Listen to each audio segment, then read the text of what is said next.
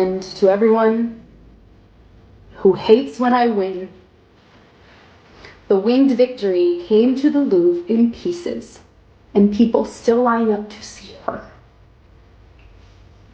And I can only hope that despite my flaws, and despite my cracks and my breaks, and there are many of them, that at every premiere and everything I do, people will wait in line to see.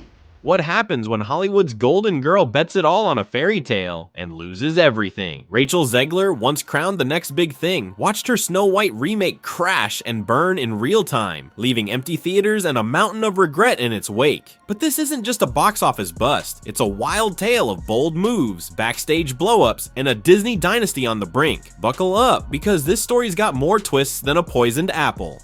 I mean, you know, the original cartoon came out in 1937, and very evidently so. There is a big focus on her love story with a guy who literally stalks her. Yeah. Weird. So we didn't do that this time. Picture this, it's March 25th, 2025, and Rachel Zegler's sitting in a theater so quiet you could hear a pin drop, or maybe just her awkward laugh echoing off the walls. She's dragged a handful of loyal friends, Ilda, Jorge, Remy, and Maria, to watch her starring role in Disney's Snow White. The lights dim, her name flashes on screen, and Ilda lets out a scream of support, but the vibe, pure cringe. The seats around them are a ghost town, not because they rented the place out, but because almost no one showed up. Zegler clutches a bouquet of flowers, probably a pity gift from her crew, while a Regal worker's baffled for which movie gets immortalized on Instagram. This wasn't a premiere, it was a funeral for a dream.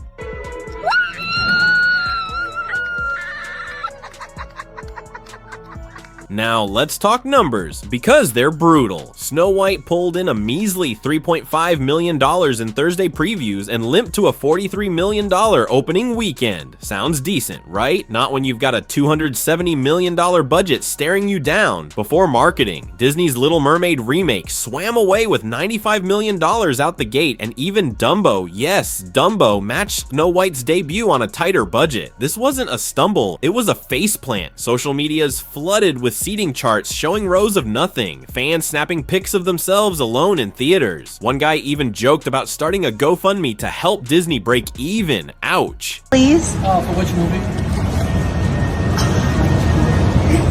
Rewind a few years, and Rachel Zegler was feeling untouchable. In a viral clip that's come back to haunt her, she's all fire and confidence. I hope people will wait in line to see me despite my flaws and cracks. She compared herself to the winged victory statue, broken but still a draw. Bold words for a rising star fresh off West Side Story. Fast forward to 2025, and the only lines are on X, where users are roasting her non-stop. Welcome back to reality, princess. One quipped, Ian Miles Chong piled on, calling Snow White Disney's weakest live-action remake in decades. Zegler's big swing didn't just miss, it shattered the bat.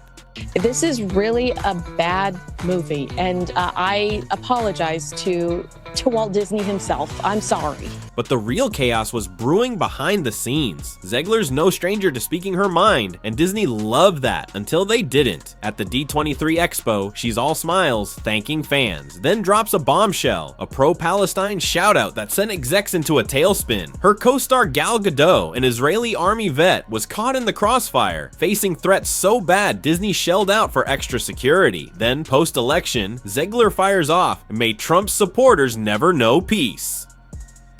Half the audience gone. Producer Mark Platt jets to New York twice, begging her to chill, even hiring a social media guru to vet her posts. And the Godot shade? An Oscars jab calling her a pageant queen, and a suspiciously Godot-free Instagram love fest didn't help. This wasn't a fairy tale, it was a feud. You're progressive in one way, but you're still making that f***ing backward story of 7 dwarves living in a cave. What the f*** are you doing, man? And then there's the dwarves, or lack thereof. Peter Dinklage lit the match back in 2022, slamming Disney on Mark Moran's podcast. You're progressive with a Latina Snow White, but still doing that backward 7 dwarf story. What are you doing, man? He's got a point. Why cast a diverse lead, then sideline a marginalized group? Disney's fix? Ditch the dwarfs for CGI magical creatures. Fans hated it. The stiff, uncanny digital crew replaced the charm of the 1937 originals, sparking cries of woke gone wrong. Actors with dwarfism lost roles, and the internet lost its mind. Another swing, another miss. You're replacing jobs that people could have as little people. Snow White and the Seven Dwarfs, it's for dwarfs, you know? Disney saw the storm coming and ducked. No glitzy Leicester Square premiere, just a quiet screening at El Capitan and a low-key castle event in Spain. This wasn't a celebration, it was a surrender. For a $270 million gamble, that's a neon sign screaming, "We've got no faith." Critics tore into the film. Rotten Tomatoes sits at a grim 40%, and audiences gave it a B+, the lowest cinema score for a Disney remake in years. The writing was on the wall, and Disney wasn't about to shout it from the rooftops.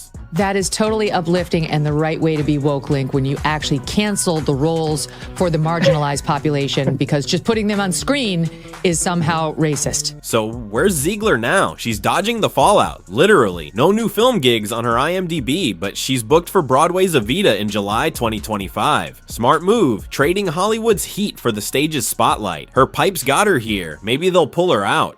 Meanwhile, the internet's still buzzing. Some call her a scapegoat, others a saboteur. Jonah Platt, son of producer Mark, didn't mince words in a deleted Instagram rant. Her politics tanked it. Accountability stings. Harsh, but the box office backs him up. The note is from Israel and served in the Israeli army. This isn't just Zegler's mess, it's Disney's reckoning. Snow White's flop could be the stake through the heart of their remake machine. Beauty and the Beast raked in over $1 billion. Snow White might not hit $225 million worldwide. That's a $115 million loss after streaming and merch, per deadline. The formula's cracking, fans are tired of rehashes, and this one's a warning shot. Will Disney rethink the cash grab or double down on the next one? Lilo and Stitch is up in May, good luck. So here's the kicker, can Rachel Zegler climb out of this fairy tale wreckage? Or is her Hollywood star dimming for good? And what about Disney? Will they learn or keep chasing ghosts of their golden age? This isn't the end of the story, it's the start of something bigger. Drop your take in the comments. What's next for Zegler? And can Disney save face after this nightmare?